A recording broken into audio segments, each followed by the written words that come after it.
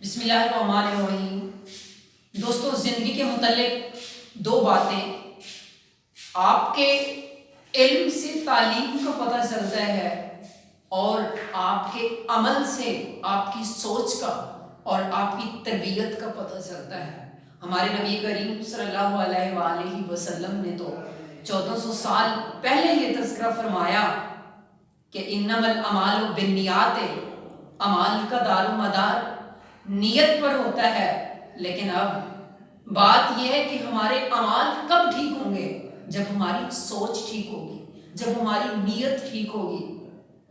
میرا یہ یقین ہے کہ ہماری سوچ اور ہماری نیت اس ٹائم ٹھیک ہو سکتی ہے جب ہمارے دوست ٹھیک ہوں گے، جب ہماری کمپنی ٹھیک ہوگی۔